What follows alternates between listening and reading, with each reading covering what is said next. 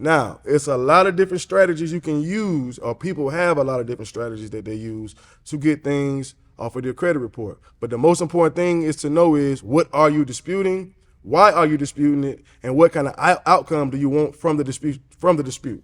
So if you got medical information, it's protected by law from creditors. Okay, I want to bring that back. Right. Everybody get that. What are you disputing? Why are you disputing it? And what's your desired outcome? You just not willy-nilly just sending letters to be sending letters, right? Right. Absolutely.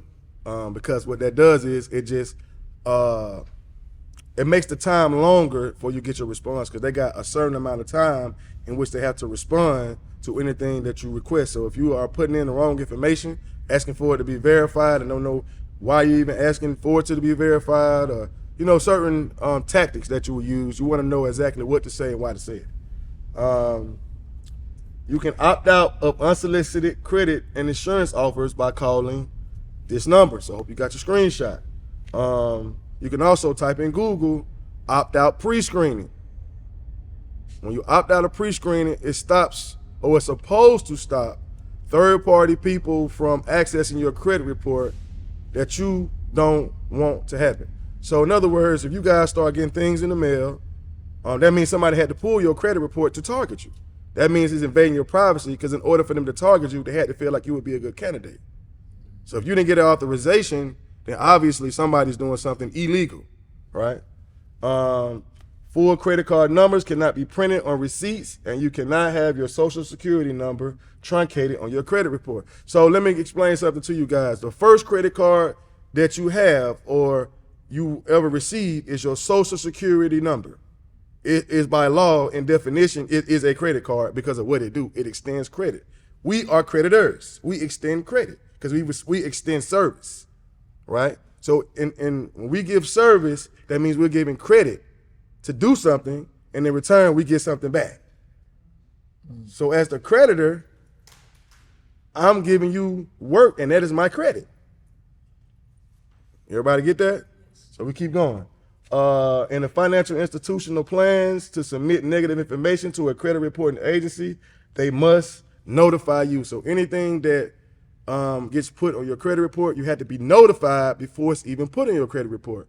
Or how could it be 100% accurate if they never talk to the person or entity, or we'll just leave it to persons, to give them authority to know it's true, right? So in order for you to say something is true, you got to get agreement from both parties, especially if you're going to put it on my credit report. So I want you guys just to think outside the box about how much power that you have, and utilize that. You can sue and seek damages from anyone who violates the Fair Credit Reporting Act. Right? This is a law, right? I'm not speaking to you guys based on my feelings. I'm not a financial advisor. I'm just merely breaking down what they say we can do to get the outcome we want, right? So, and I'm telling you, I'm not telling you not to pay your bills. Matter of fact, I'm telling you to pay your bills, but just know the laws. If they violate you in any kind of way, if they're trying to get you to pay them, right? Even if it's your bill, technically, because, we ain't gonna get too deep into that. You have a unique credit score with each credit bureau, and you can request it possibly for free. So it is free. You can go to Experian.com, TransUnion.com, Equifax.com, Credit Karma, your banking institution. They are allowing you guys to have access to your credit report more frequently now, especially since COVID just passed. So I definitely want you guys to make sure that you are checking your credit report like you check your bank account. Because, you need that to get cash.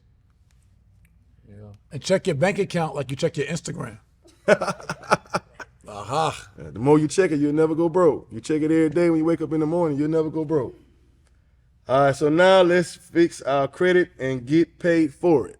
So, question for you. You said it's illegal for them to send our social security number truncated. Correct. So that means when it's XXXXX in the last 4 of your social? That is illegal and fraudulent information. Catch the gems. All right. Access your credit report.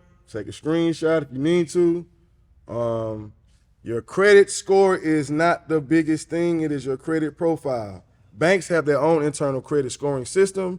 So some people say you need score. No, you need to know what a profile look like. I can tell you what you're going to get, or what you possibly could get, or what you possibly could qualify for without ever seeing your score. You just send me your credit report. Because I know what the banks want to see. A bank wants to see a person who looks like they're going to pay my money back and never be late.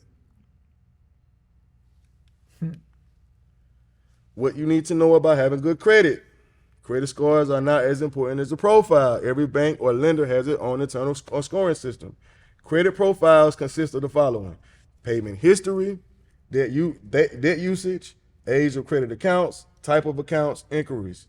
Derogatory remarks, that's such as like charge-off, late payments, negative closed accounts, bankruptcies, public records, foreclosures, and repossessions.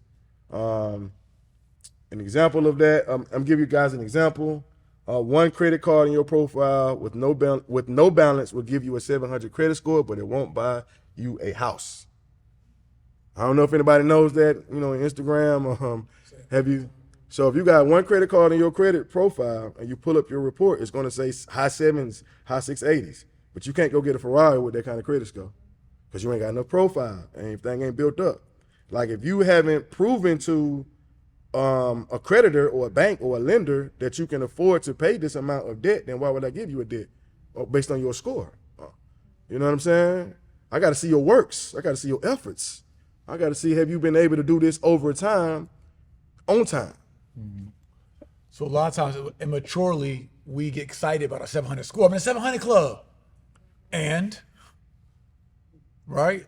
A high school kid could get in a 700 club. Like, that don't matter. It's the profile, the meat of it is what's going to get you the cash. I think the club needs to change to I got access to this amount of free cash flow with this profile. I just got approved for $100,000 no doc loan based on my profile. I just got a $50,000 credit card because of my profile, not because of my score. Okay? Mm-hmm. So no. Let's say we go to Truist Bank, right? And we want to go get a business credit card, a personal credit card, and a $50,000 loan, and they don't want to see bank statements, tax returns. They pull your credit score, and you are approved based off your profile, right? So your no-doc loan is a no-document loan. Right. So we can go do that in one day with one inquiry and walk out with one bank with $100,000 unsecured. Unsecured, that means it's not backed by debt. I mean, it's not backed by an asset that they can take over if you don't pay. Right?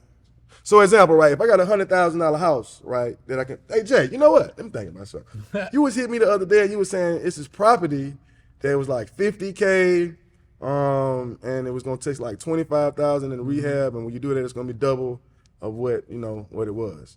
If I want to get approved for a loan for that particular property, how long would it take for me to purchase that property? 30 to 45 days. All right. So if I go to Truist and I go get this no doc loan, right, I can go get approved the same day. It's in my account the same day. I call Jay, cash me out. I own the deed, free and clear. Gas. All right, so everybody say gas. Yeah, I know.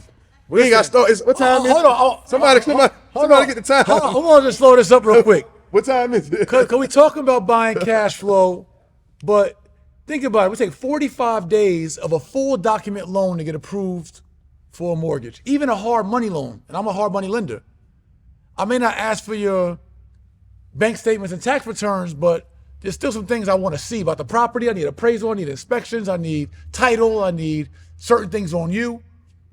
All get approved for the same $50,000 property in Detroit, in Cleveland, in Macon. Will you go to the bank in one day and leave out with a credit line and credit card for the same $50,000? And not even backed by the real estate. You're going to back the real estate up yourself when you buy it. and you own it free and clear. With their money. And it is doing what? You pay the debt back with the cash flow. So if you got a 0% APR credit card or credit line, but you got rental income for the first 6 months of $800 a month, that $4,800 is all to the good of the same debt you would have waited 45 days for and got a mortgage on. And if you're late, they can take it. Or if you, I think you guys get it.